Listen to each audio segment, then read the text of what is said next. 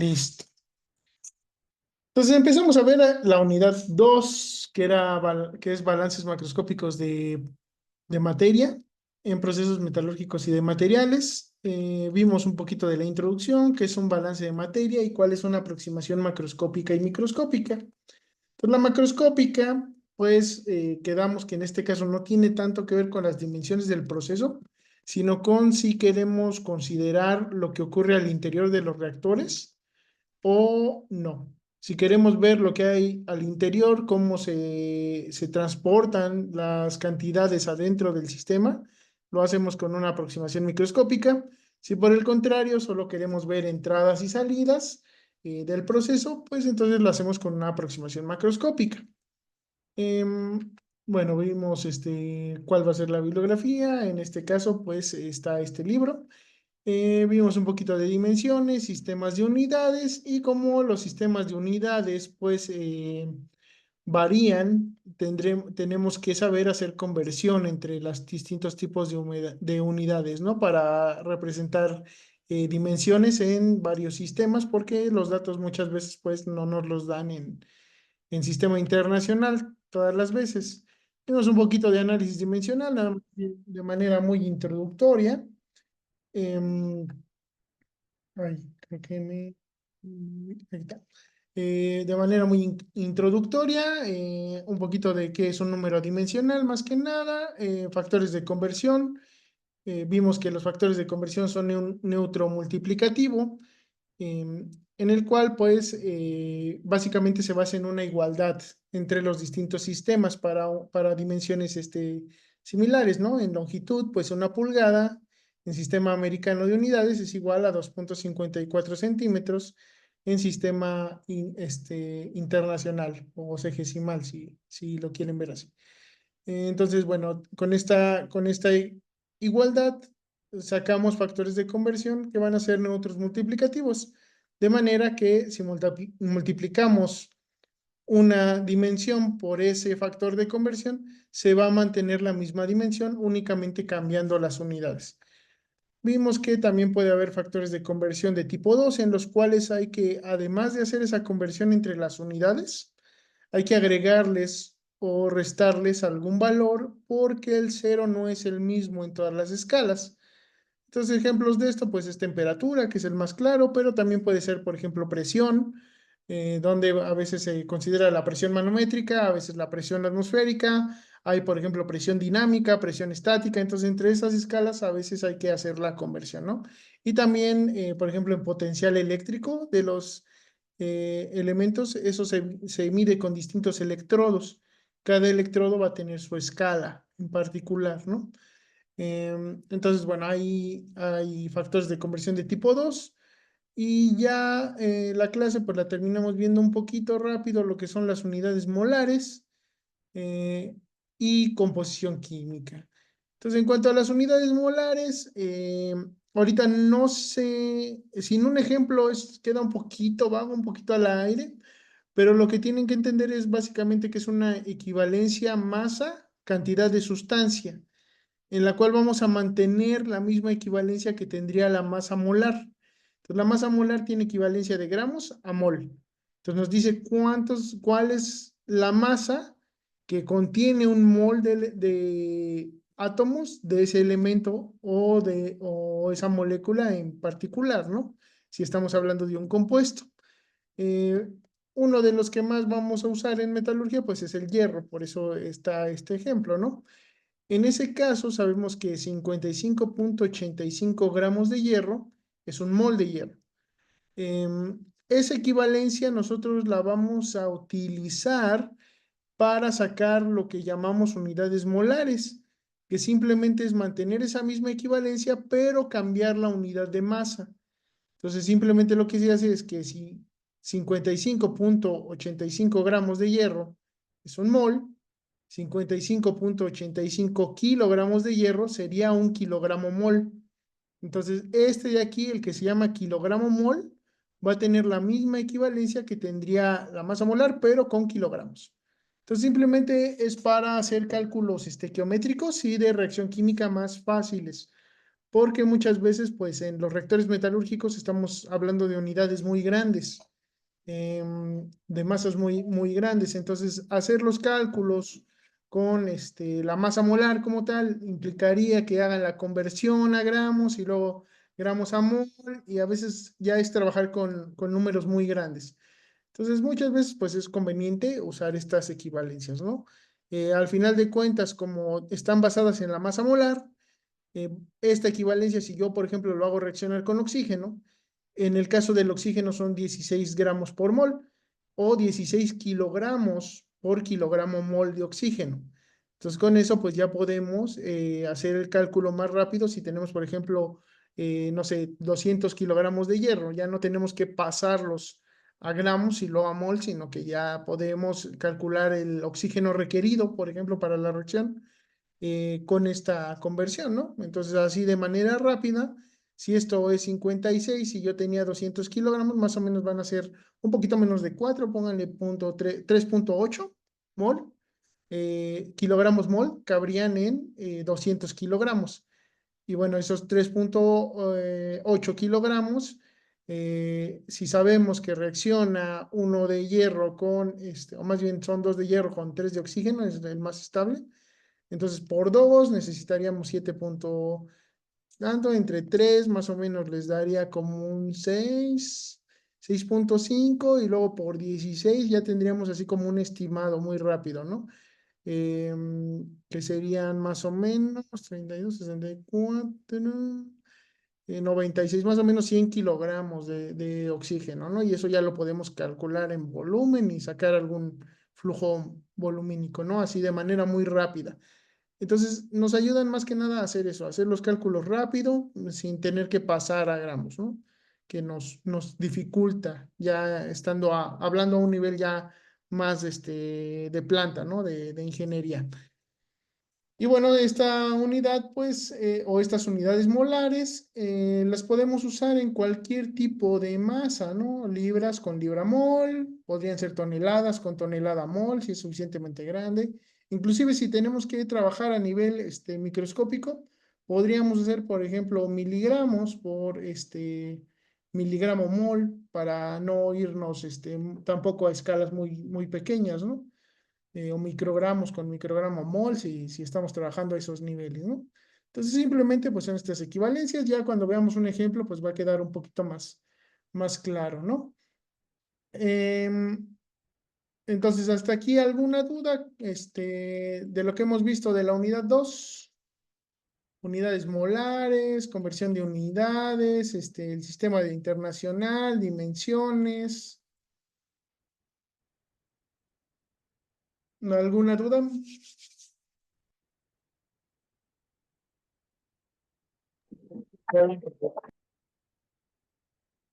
Ok, de momento no.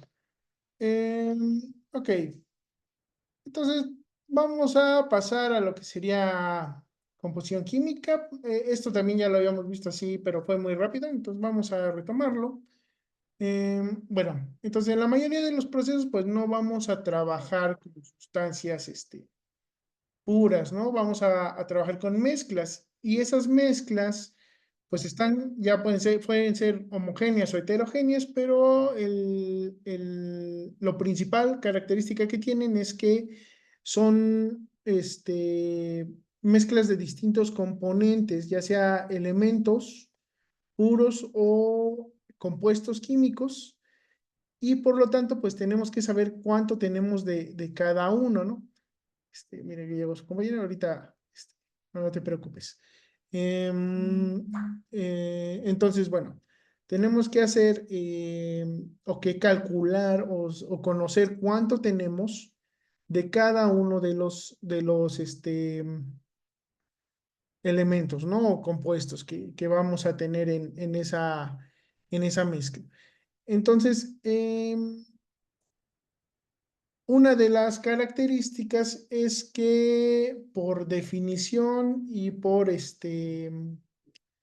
convención, normalmente cuando estamos trabajando con sólidos y líquidos, la composición química nos las dan en fracción masa o porcentaje másico.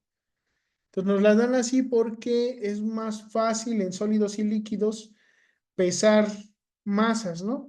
A veces en los líquidos también podría ser que se midiera volumen y usarlo con volumen. De hecho, pues cuando, como vieron en química, hay veces que hay masa sobre volumen incluso para describir algunas composiciones químicas de algunas sustancias. Pero bueno, en general, de manera así como general, cuando nos dan una mezcla, por ejemplo, vamos a decir, un, puede ser una mezcla de un mineral, ¿no? Por ejemplo, podríamos hablar de un mineral que a lo mejor dicen, no, pues tiene 5% de calcopirita y el resto es sílice. Entonces, ese 5% normalmente va a ser en masa. Quiere decir que por 100 gramos de ese mineral vamos a tener unos 5 gramos de calcopirita, que sería como el valor, ¿no? Lo que nos interesa, ¿no? De igual manera, en una aleación, si estamos hablando, por ejemplo, de un acero, normalmente nos dicen, bueno, es acero con 1% de carbono, que ya sería mucho, ¿no? 0,1% de carbono. Es acero de bajo carbono. Ese 0,1 está en masa. Es como normalmente nos lo dan. Ahora sí nos podrían especificar, ¿no? Tiene un 2% atómico de carbono, ¿no? Si nos interesara, por ejemplo, hacerlo reaccionar con algo. Entonces nos interesaría conocerlo en mol, pero de normal, pues no nos lo dan en mol, ¿no? Nos tendrían que especificar. Los sólidos y líquidos normalmente nos los van a dar en masa. Por otra parte, los gases normalmente nos los van a dar en mol. ¿Por qué? Porque en los gases, cuando se comportan de manera ideal, la fracción molar es igual a la fracción volumen y normalmente los gases se miden en volumen. Por lo tanto, cuando nos dicen, bueno, el aire es em, 79% nitrógeno, 21% oxígeno, esa composición está en mol.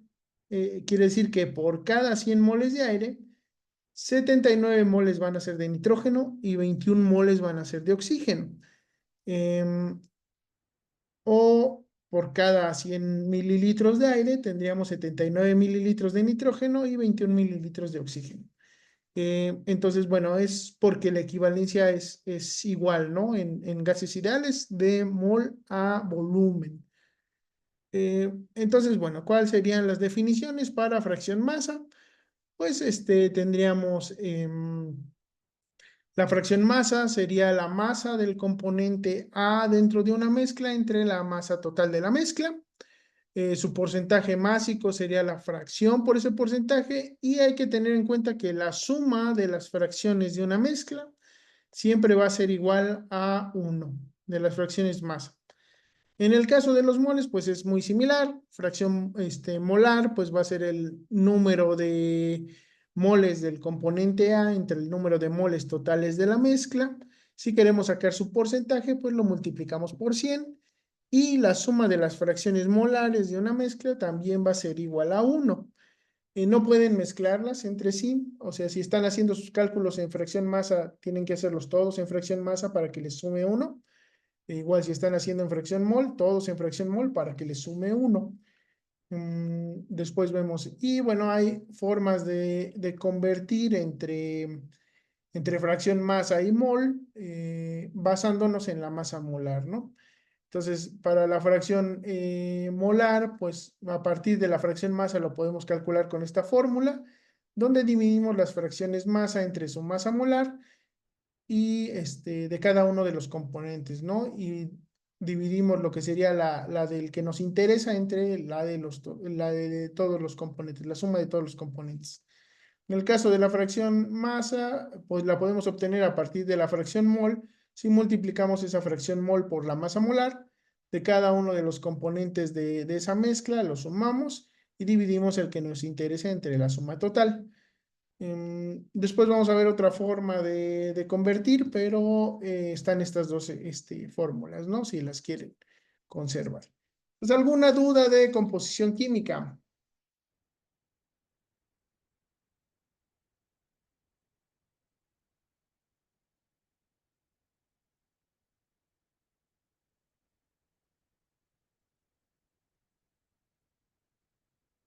¿Alguna duda de composición química?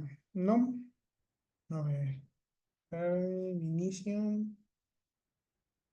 mm, Barra acelerón. ¿Dudas? Mi que llegó me dio ¿Alguna duda?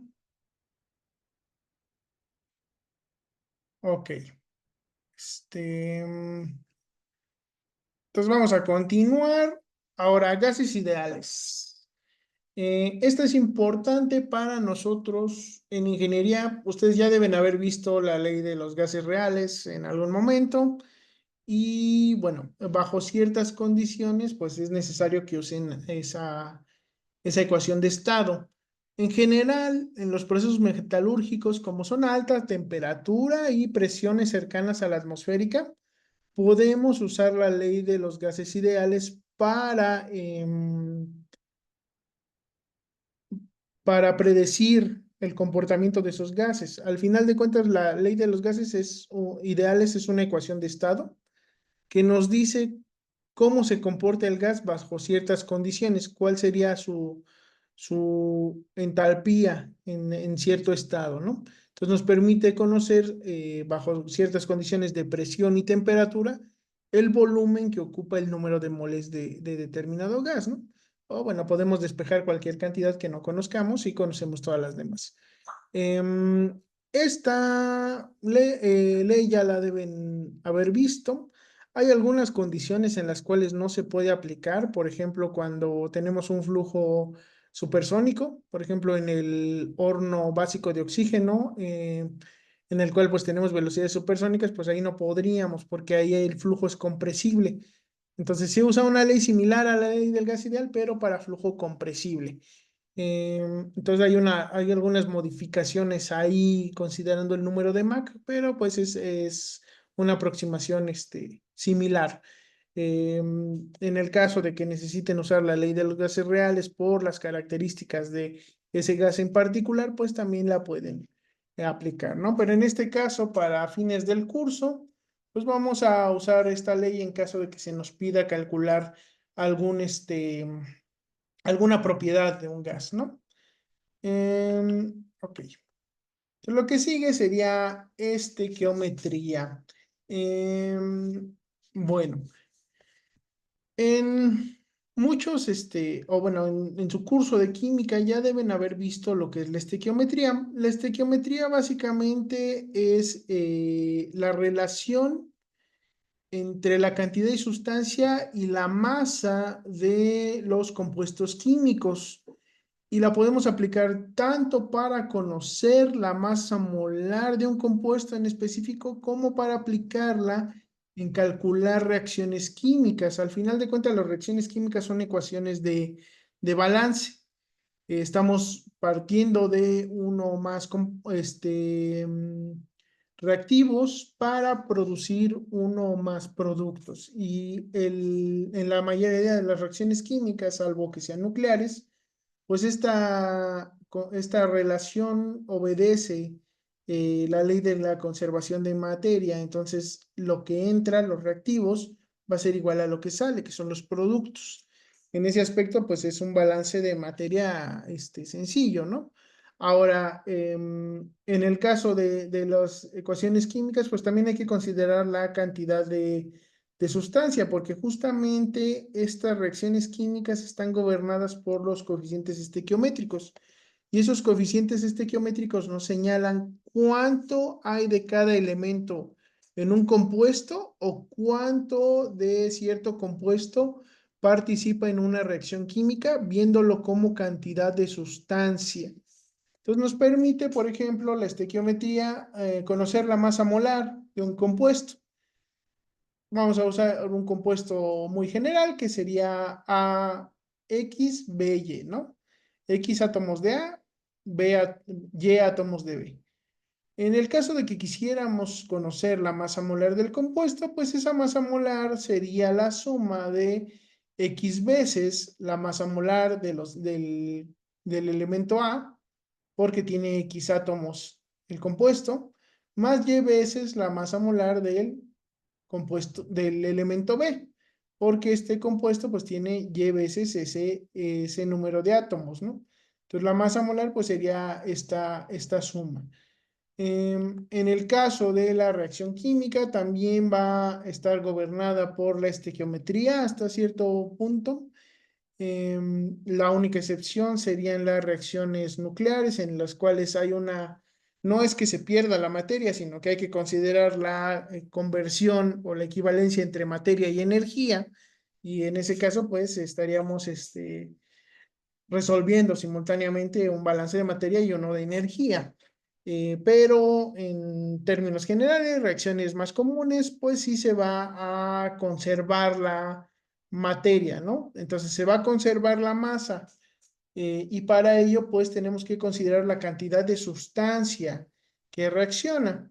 Al final de cuentas, este coeficiente estequiométrico que vamos a tener antes de cada compuesto o elemento que participe en la reacción, nos dice cuánto de ese compuesto, de ese elemento, tenemos que considerar que reacciona con el otro para generar cierta cantidad de productos, ¿no? Entonces, este coeficiente estequiométrico nos dice eso, cuánto estamos reaccionando de cada uno. Esta sería la ecuación, una ecuación en su forma más general, en la cual pues tenemos interaccionando el compuesto o elemento A, el compuesto o elemento B como reactivos, todo lo que está del lado izquierdo de la flechita de la reacción química, nosotros vamos a decir que son reactivos, lo que está del lado derecho son productos, y en este caso tenemos de productos el elemento compuesto B y el elemento compuesto D. Entonces, ¿cuánto va a reaccionar? Pues van a reaccionar A átomos o moléculas de A, más B, átomos o moléculas de B, que nos van a producir C, átomos o moléculas de C, más D, átomos o moléculas de D.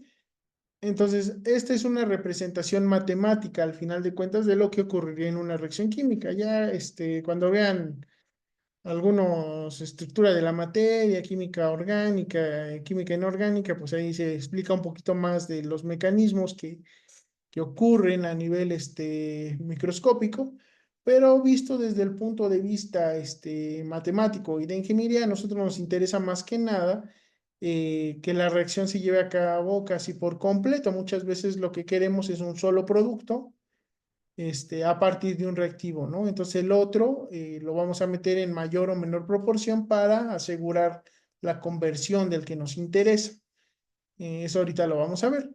Pero bueno, aquí ven que tiene un alfa, un beta, un gamma o un delta. Este de aquí sería el estado de agregación. Entonces puede ser sólido, líquido, gaseoso, puede estar en solución, puede estar disuelto.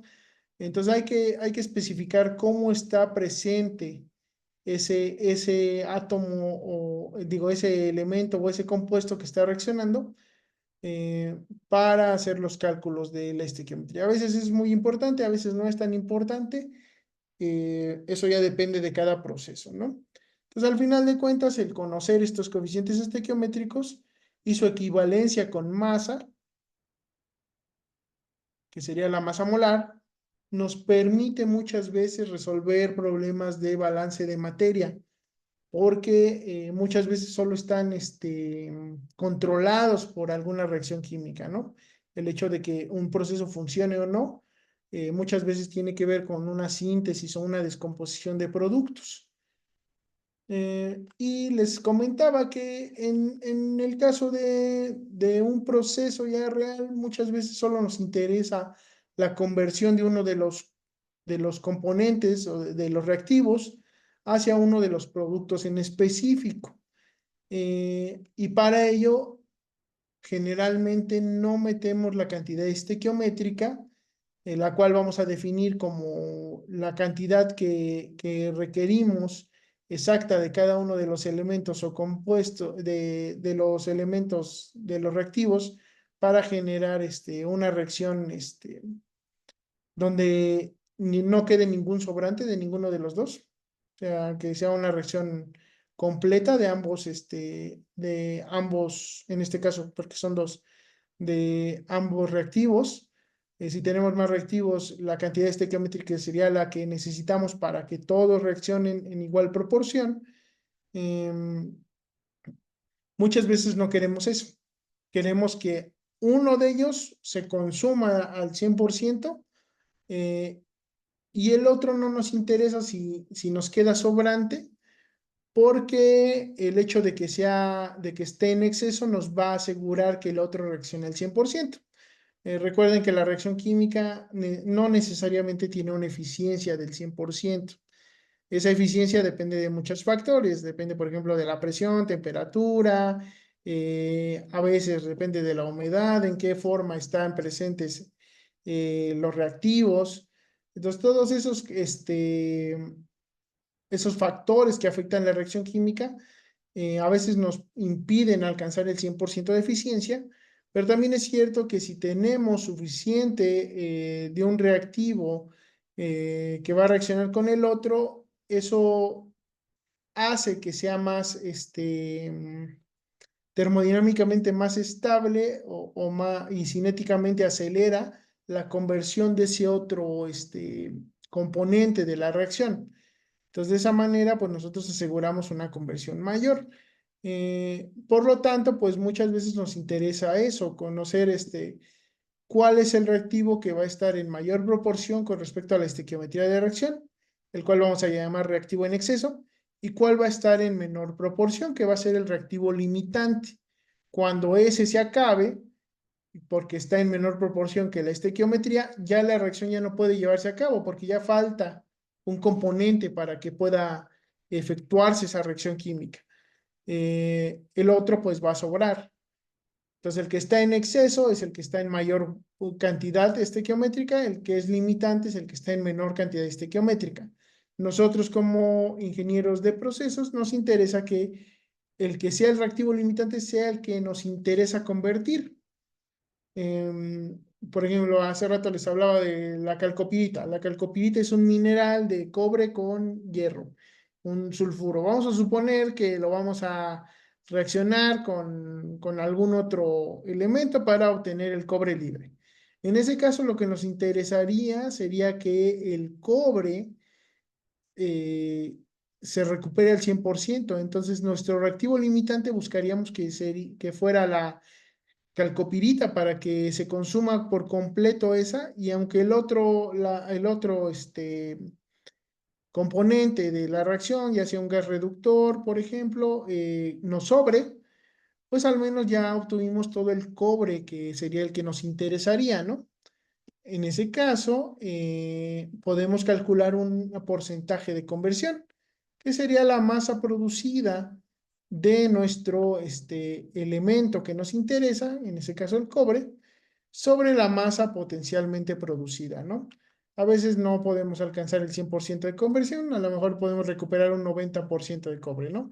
Y nos sobró un 10% de calcopirita que ya no pudimos hacer reaccionar, ya sea porque la partícula era muy grande o porque estaba tardando mucho, la temperatura era muy baja, entonces hubo factores que nos impidieron alcanzar el 100% de conversión. Simplemente es para cuando tengan que calcular la eficiencia de una reacción, ¿no? Ok, entonces podríamos pasar a ley de conservación de la materia. Yo creo que sería más interesante ver algunos ejemplos de esto, ¿ok? Entonces yo creo que mejor vemos algunos ejemplos antes de pasar a esto. Nos seguimos, a ver, sigue ley de conservación de la materia, la ecuación de balance.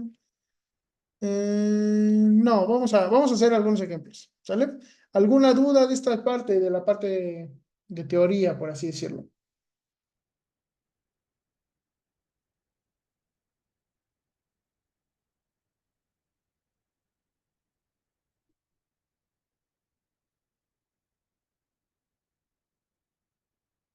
¿Alguna duda, alguna duda?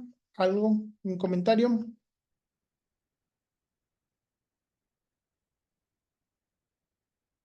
Yo creo que unidades molares lo voy a pasar después de reacción química,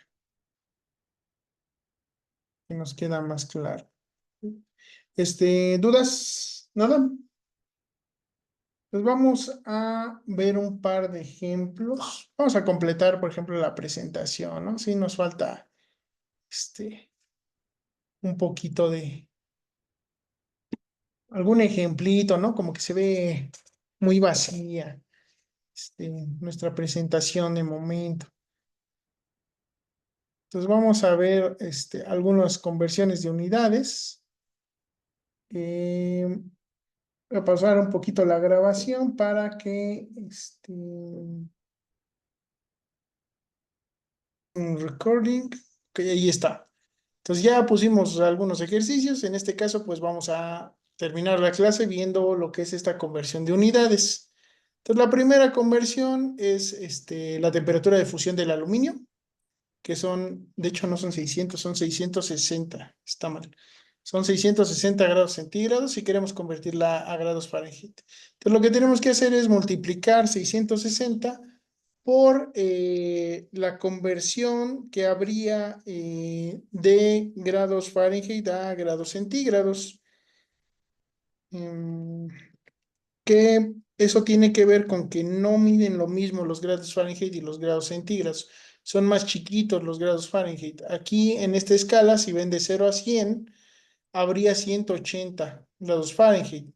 O sea, el 0 equivale a 32 Fahrenheit, el 100 grados centígrados a 212 grados Fahrenheit. Entonces, en 100 divisiones de grados centígrados caben 180 divisiones de grados Fahrenheit. Son más chiquitos. Son 1.8 veces el tamaño del grado centígrado. Por eso usan 9 quintos como factor de conversión. Nosotros vamos a usar 1.8 sobre 1. Entonces, bueno, lo que teníamos.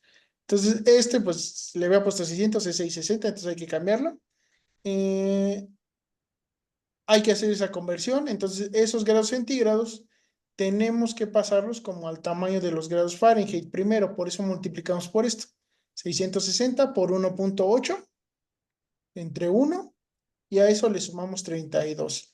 Debería darles 1220 grados Fahrenheit. ¿Ok?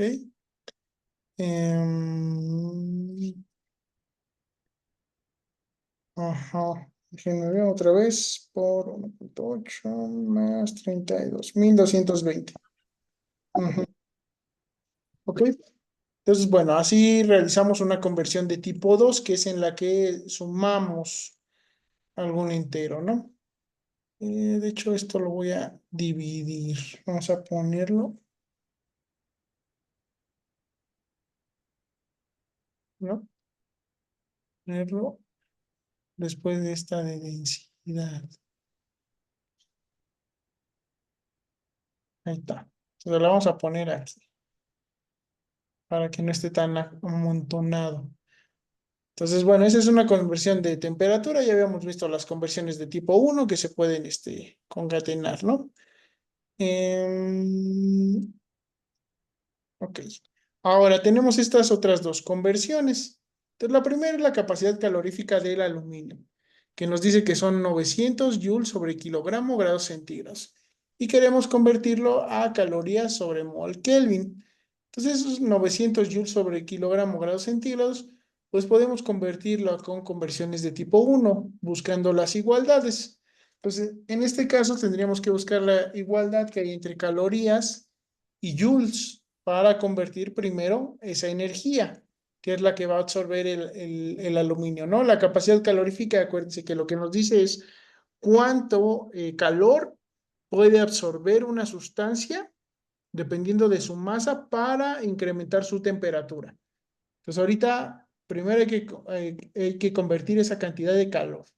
Después lo que podemos convertir es esa masa que tenemos aquí como lo que nos mide la cantidad de aluminio que estamos trabajando, convertirla a mol, para lo cual como factor de conversión podemos usar la masa molar, en cuyo caso pues estos kilogramos los podemos pasar a gramos, ¿no? Kilogramo a gramo. Y luego, ya que tenemos los gramos, la masa molar no deja de ser una igualdad que nos relaciona lo que es la masa con la cantidad de sustancia. Entonces ahí la que nos dice es a cuántos gramos tiene un mol de esa sustancia. Y finalmente tenemos una conversión de temperatura. Entonces esa conversión de temperatura, ahorita ya vimos hace ratito, que implica que hay una conversión de los grados, ¿no? Del 20, no más chico. Bueno, una conversión de los grados. Y entonces aquí tenemos grados centígrados, tenemos que usar la equivalencia a grados Kelvin, ¿verdad? Y de esa manera haríamos la conversión. ¿Cuál es el factor de conversión de calorías a joules?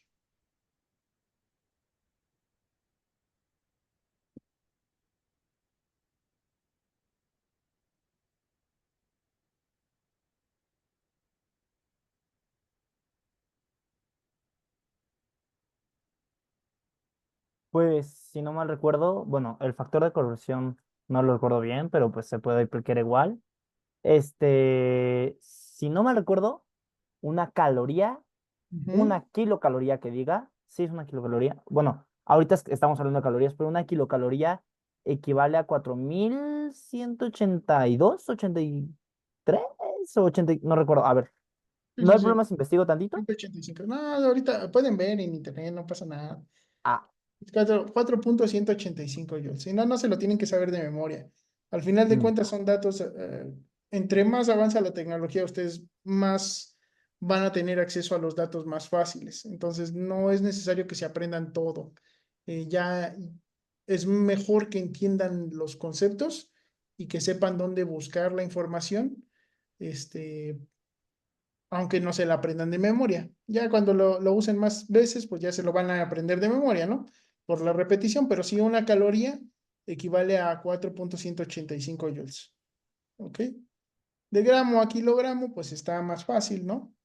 Un kilogramo son 1.000 gramos. Hay 1.000 gramos. ¿Mm? ¿Cuál es la masa molar del aluminio?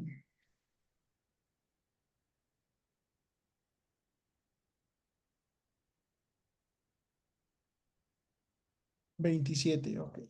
Eso quiere decir que cada mol equivale a 27 gramos de aluminio, ¿ok?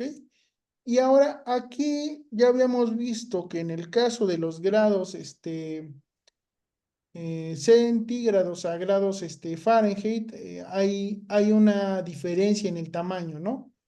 Un pedacito de grados centígrados serían 1.8 de grados Fahrenheit.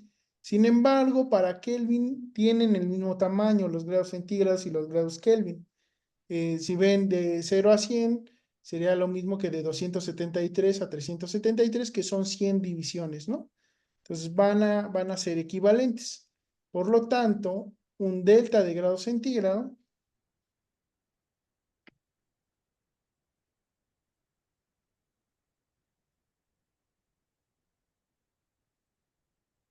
equivale a un delta de grado Kelvin, ¿ok?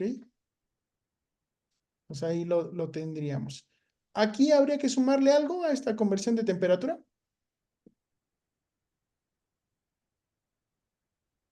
así como hicimos aquí o acá.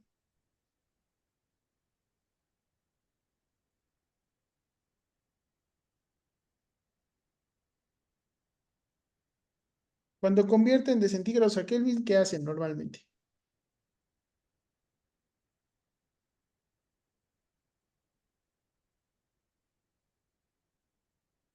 Se suman 273.15.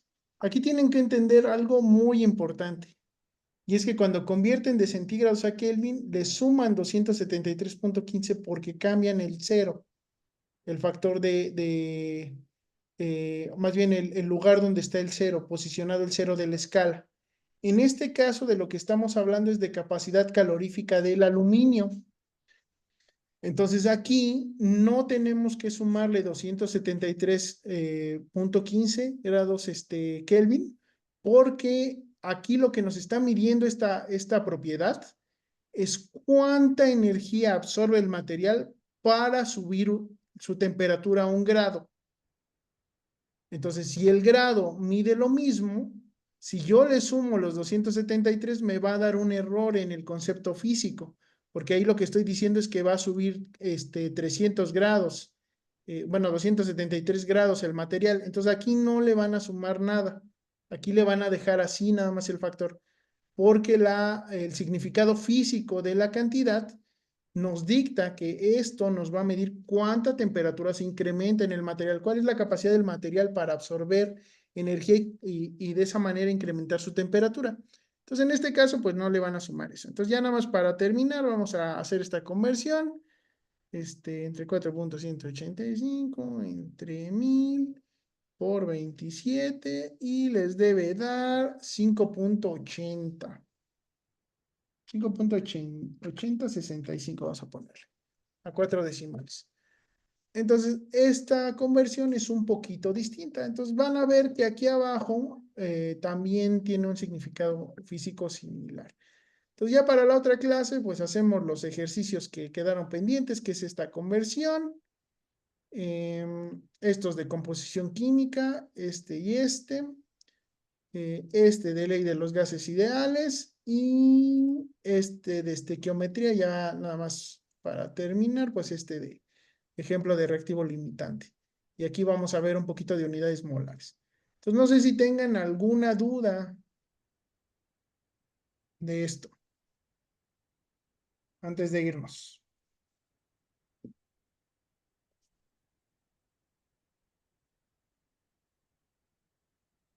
¿Alguna duda o algún comentario?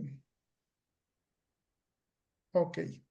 Pues bueno, practiquen. Si quieren ir haciendo los ejercicios, pues bueno, ya ahí están grabados en la clase. De todas maneras, la siguiente clase los retomamos ya para terminarlos y les paso algún ejercicio adicional para que lo trabajen ustedes